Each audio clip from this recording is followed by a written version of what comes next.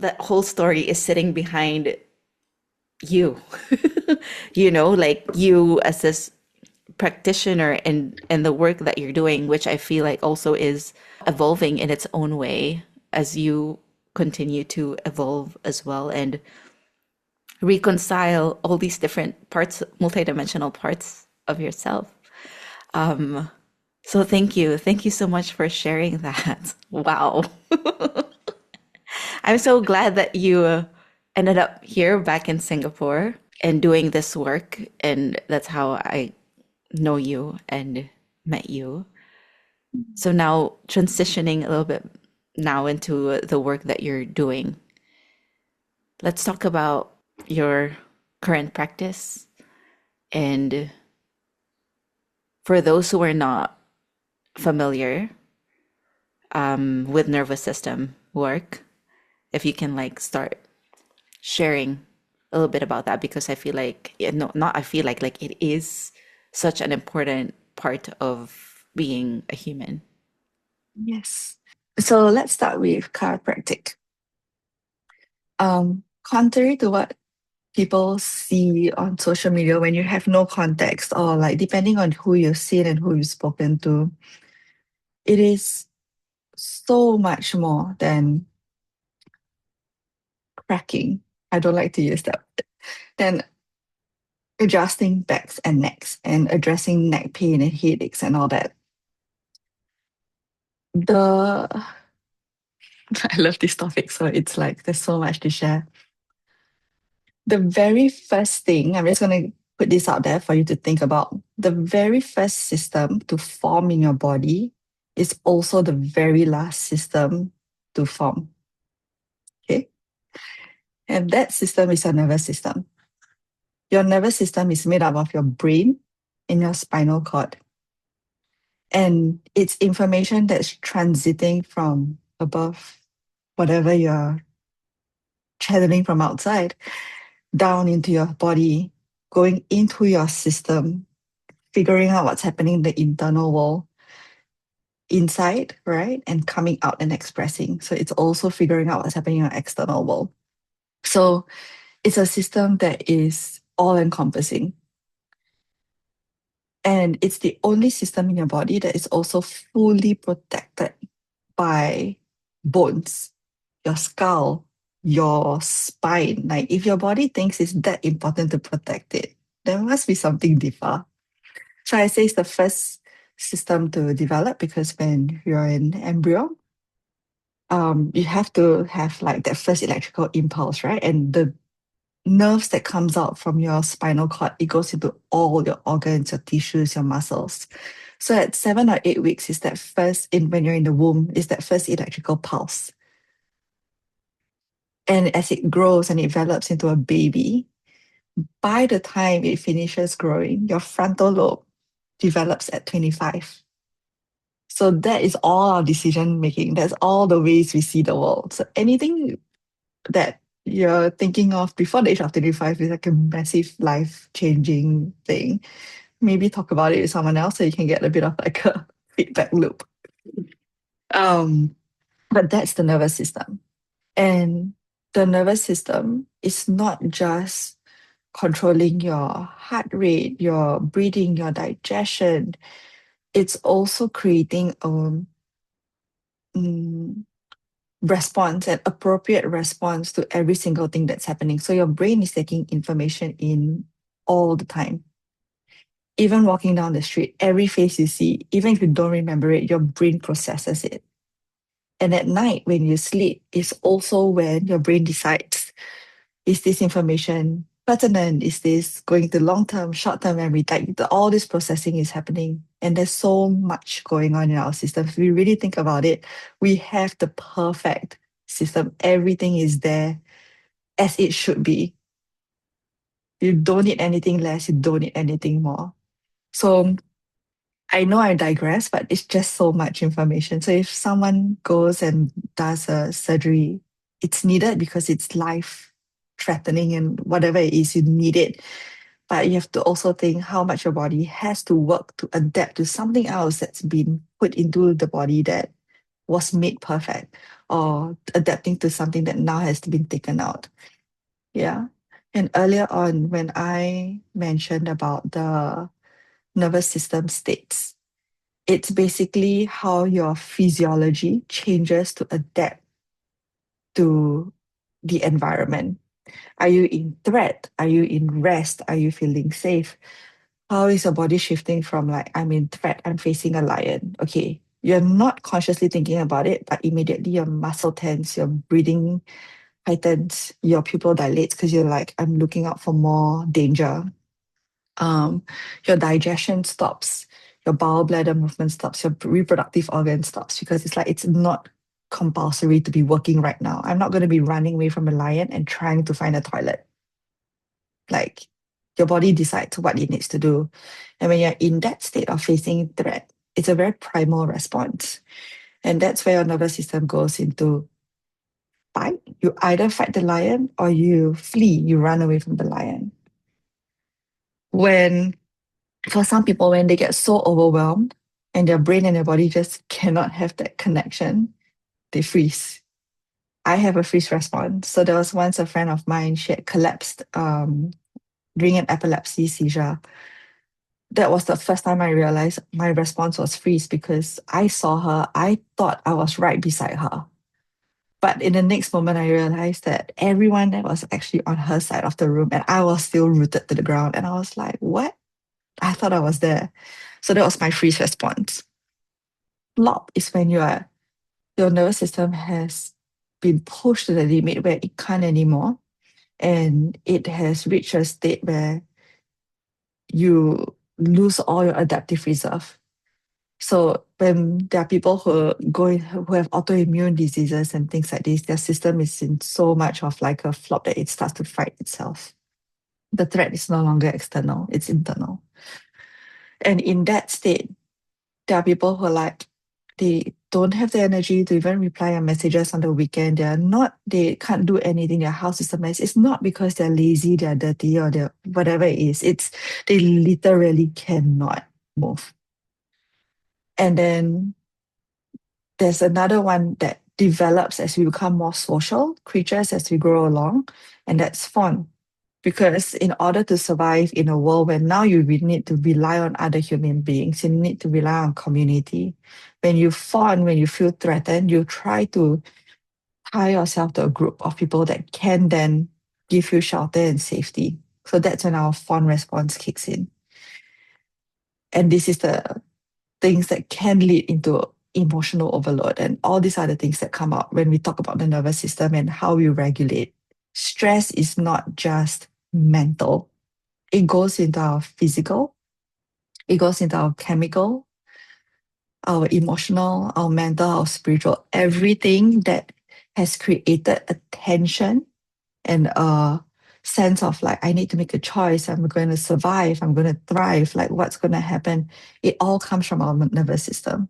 So it's really so much more than just like you have the sympathetic, the parasympathetic nervous system, and all these things that we learn in school. It's not just the anatomy of it. As chiropractors, our main job is to regulate that nervous system by removing actual interference that's happening within the spine and the movement of the spine and the effect it has on the nerves, to remove all those interferences that we call subluxations, which in Latin directly translates to sub is less, lux is light, Asians is like effect of. So it's like if there's less light that's happening in our body, there's less transmission of information from here to here, then it impacts how our whole body reacts to stress.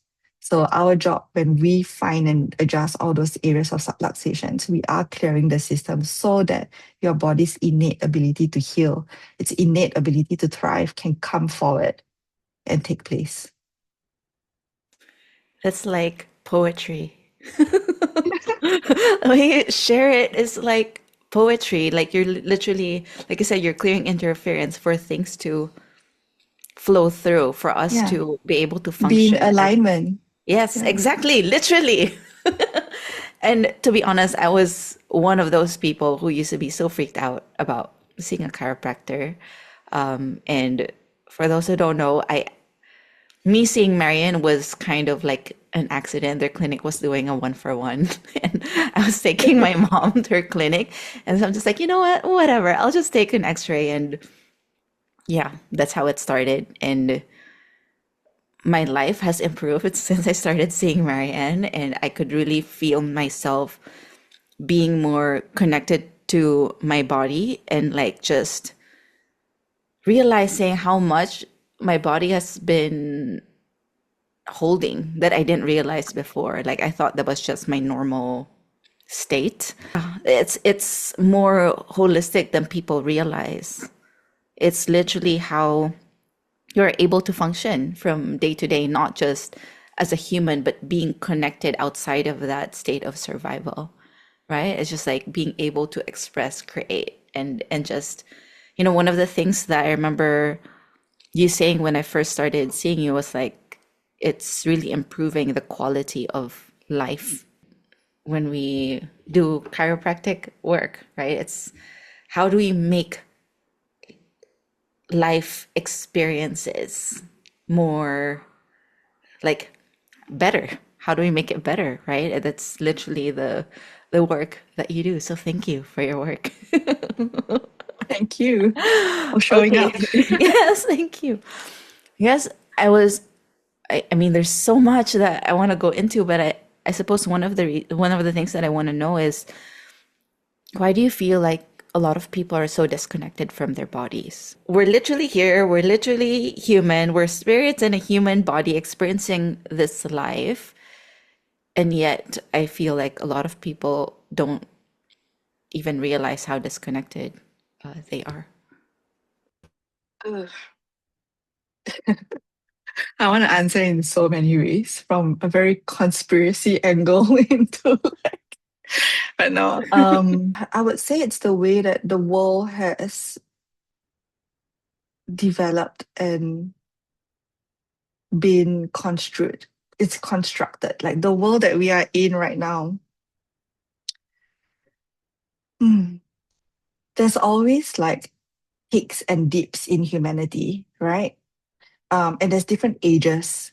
So this might be a digression, but when right now we are in the age of information, we're in the age of like what we think is invention and expansion and all that.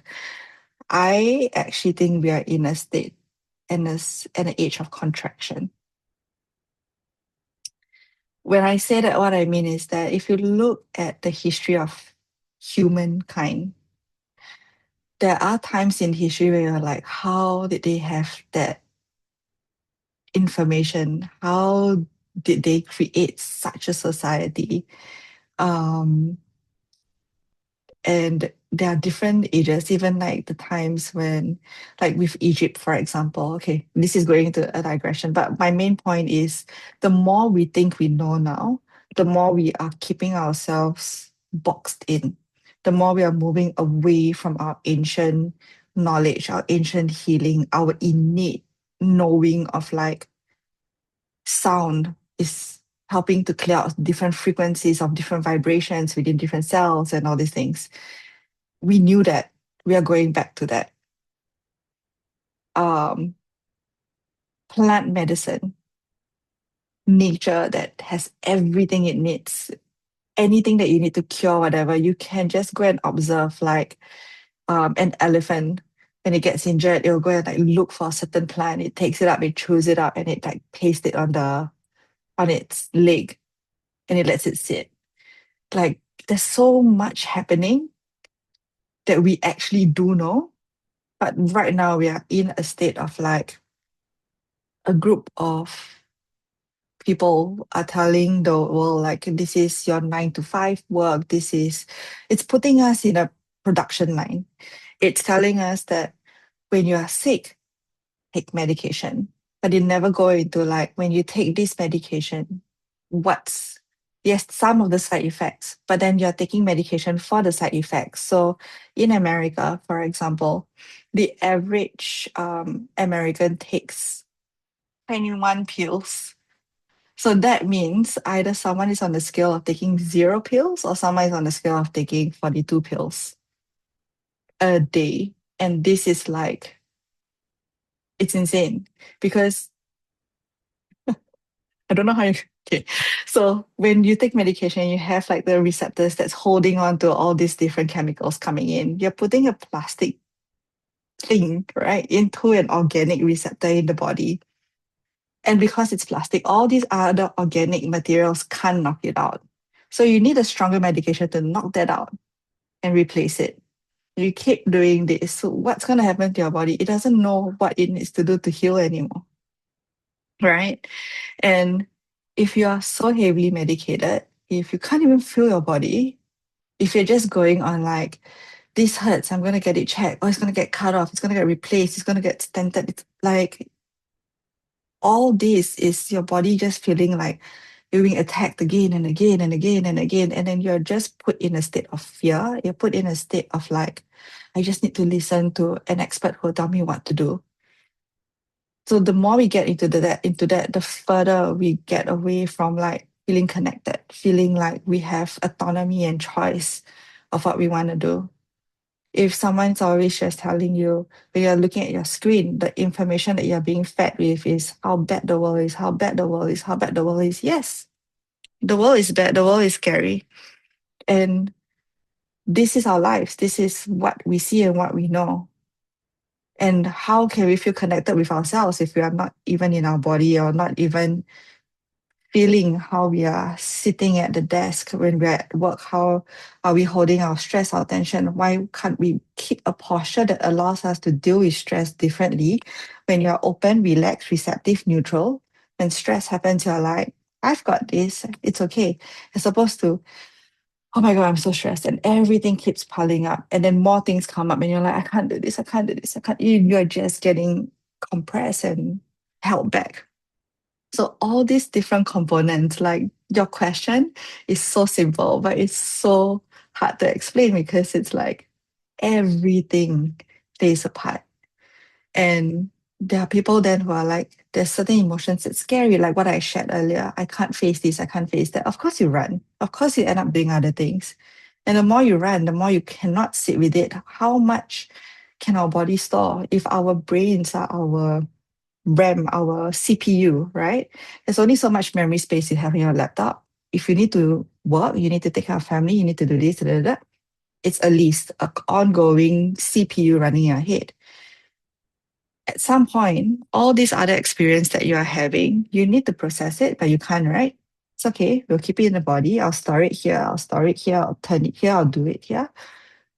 That's your Google Drive. That's your unlimited storage up to a certain terabyte.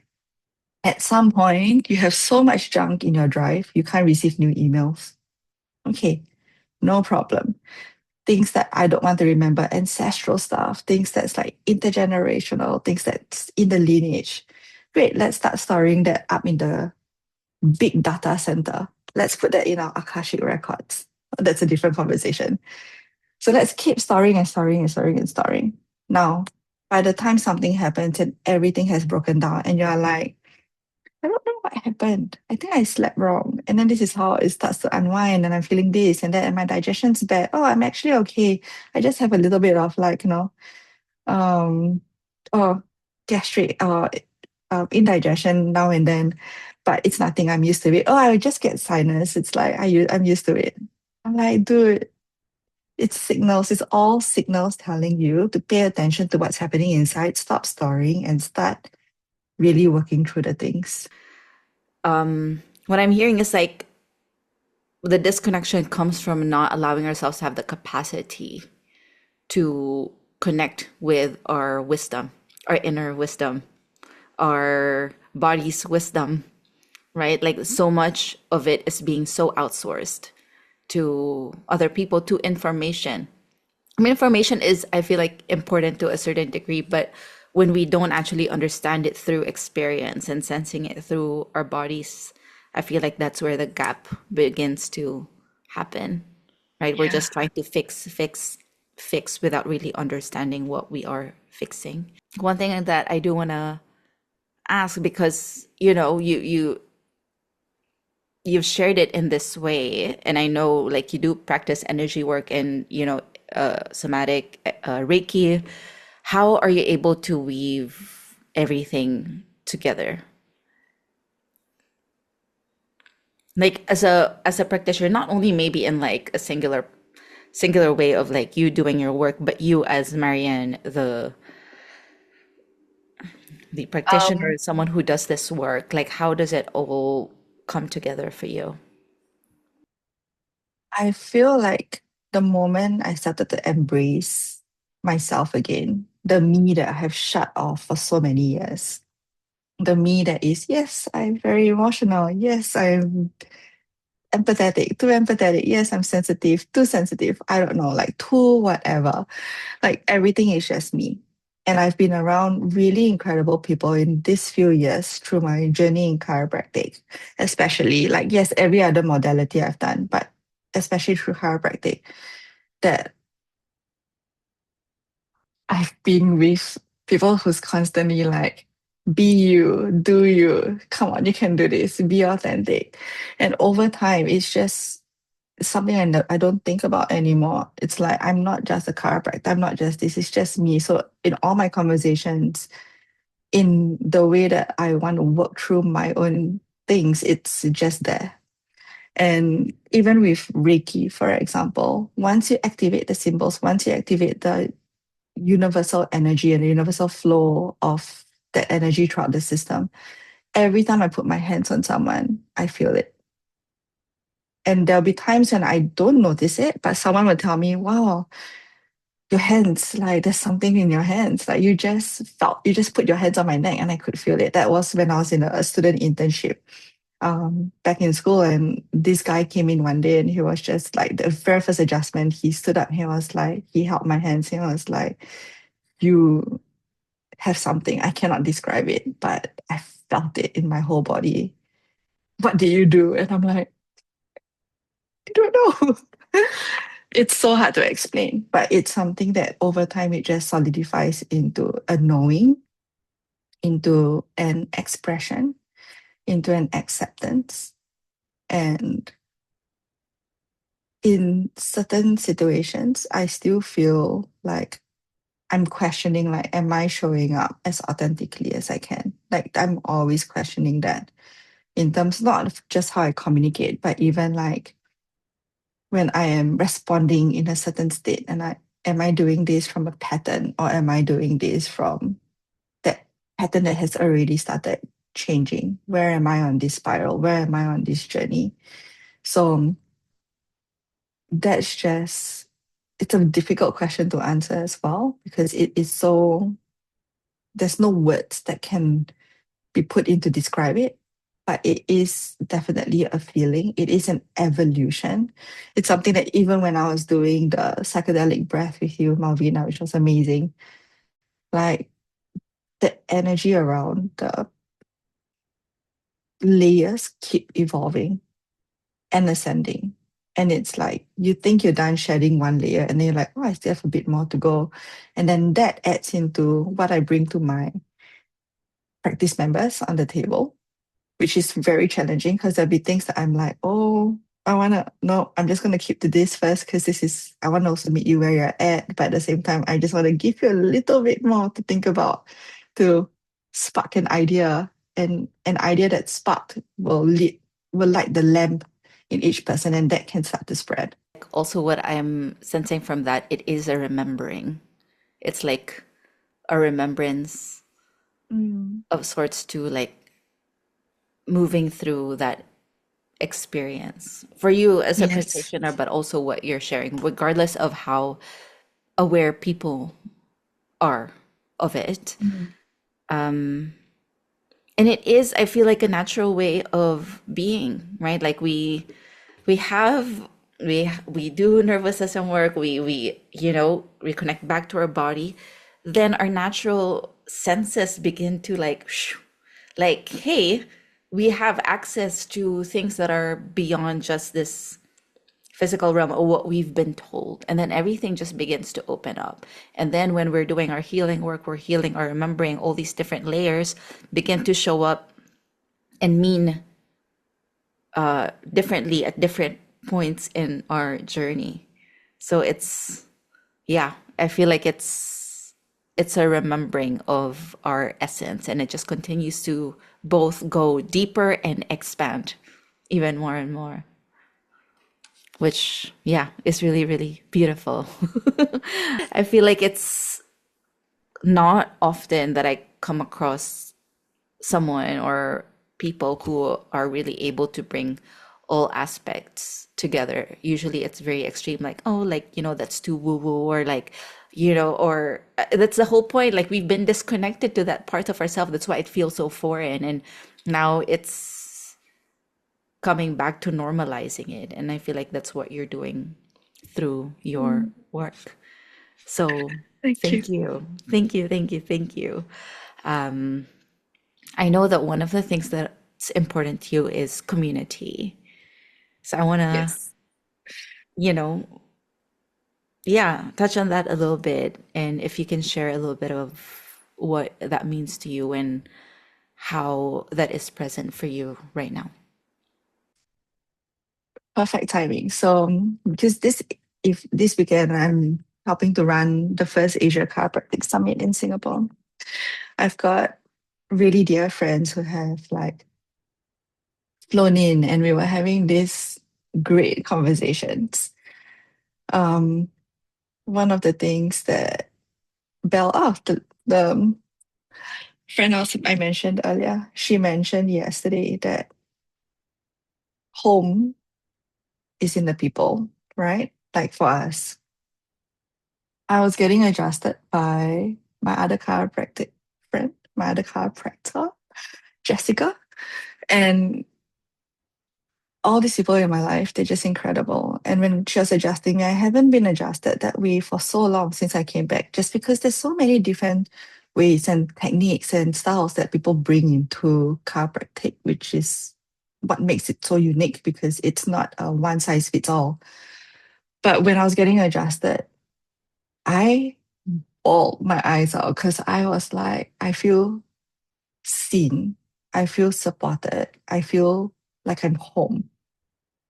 And it's all these people in my life that's constantly reinforcing the fact that it's not just a community. It's like I have family. Like I feel like my family and my home is not just in the place I was born. It's not just Singapore. It's gone over to Barcelona. It's gone over to Belgium. It's gone over to Australia. It's everywhere. And it's a feeling that's hard to explain. And because I've been in different countries and in different actual homes itself, the home is really what you make of it. And there was this saying that it stuck with me a while back. I think it was from a song actually. But the grass is not greener on the other side. The grass is greener where you water it. And that goes into your relationships, into your connections that you have with people. And at the end of the day, it's through all these connections that we grow and we expand.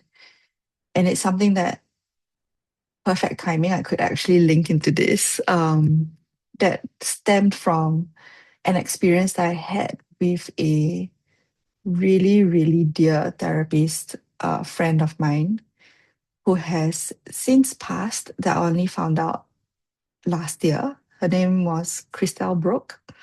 And I had really incredible sessions with her, but it was through one of the sessions I had with her that I understood that, hey, there's a place that we call source. It feels so deeply, deeply, deeply like home that I never want to leave that place. It's like I'm me. I'm just, there's nothing. It's not even a body. I'm just, it's the essence of it. And in source, the people that we choose in our lives now, they are our soul family.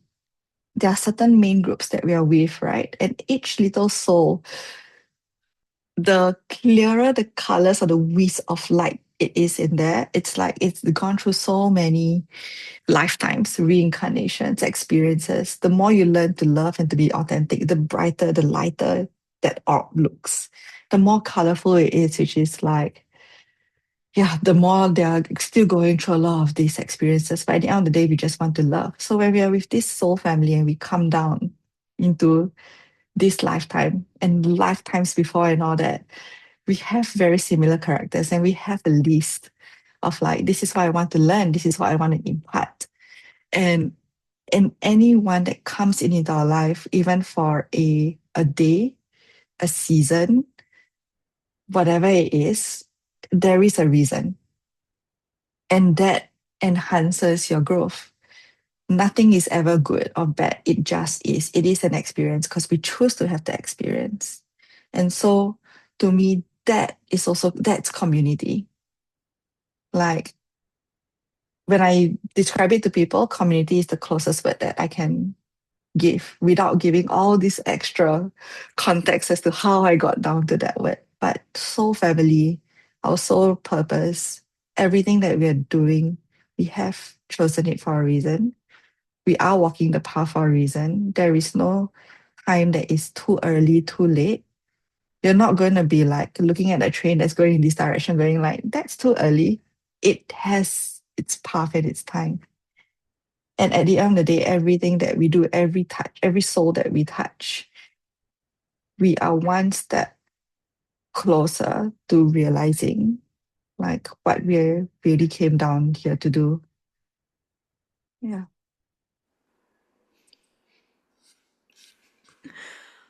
Thank you. Thank you for being one of my soul humans. Oh, Soul family. Yeah. family. Yes. Felt that resonance right from the get-go. It's like, Oh. oh, it's you. And that was our first time meeting. Yeah. Wow. Yeah, that's really beautiful, Marianne. And I feel like that's also part of where the world is headed from a healing lens as well. It's like everything that you've shared, even when you were mentioning earlier about like the age of information. And I feel like it's a renaissance we're going through or remembering. Yeah. It's a remembering, it's a coming home. It's a Mm, coming home to ourselves. And through that, also recognizing that home in other people because we recognize it within ourselves. And yeah. just, yeah, having that connection and cultivating and watering these relationships and Yes. environments, which, yeah, is really so beautiful. So, yeah, thank you for sharing that. Okay, as we slowly begin to close out, if you're able Mm, to share words of wisdom, maybe it's something that's like most present for you right now. mm.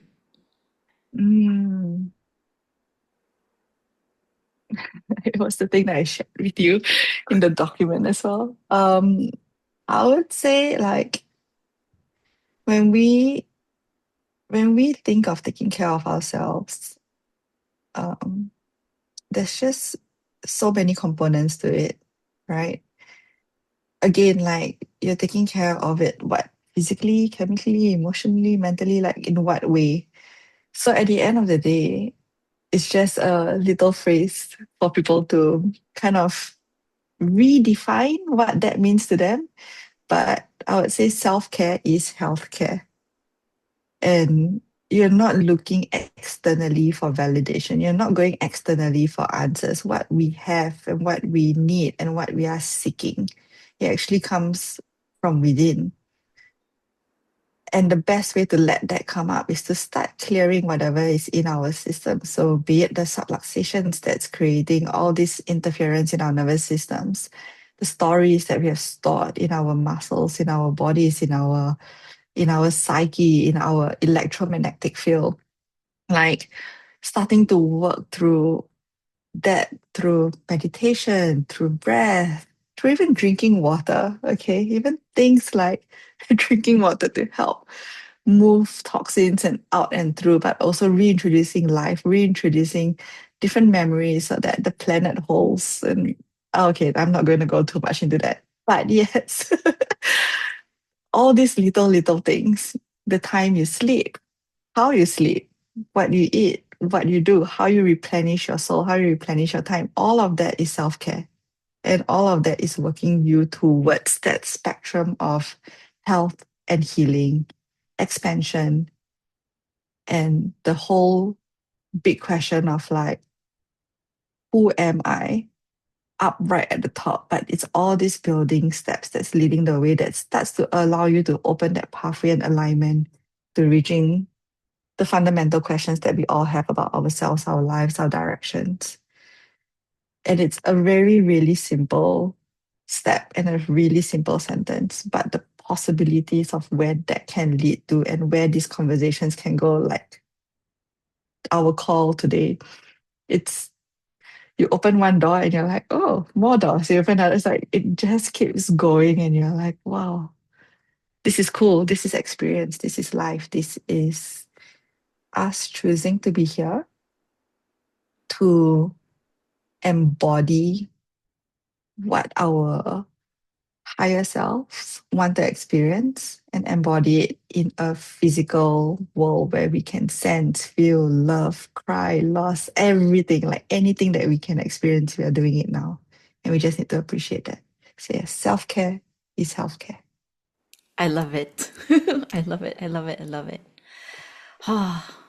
Receiving that so fully. It's a Pandora's box, isn't it? It's just there's so many layers to it. But yeah, if we are physical beings, right? So if we don't take care of ourselves, how are we able to expand and experience our layers a little bit more? Yeah. Yeah. So thank you. Thank you.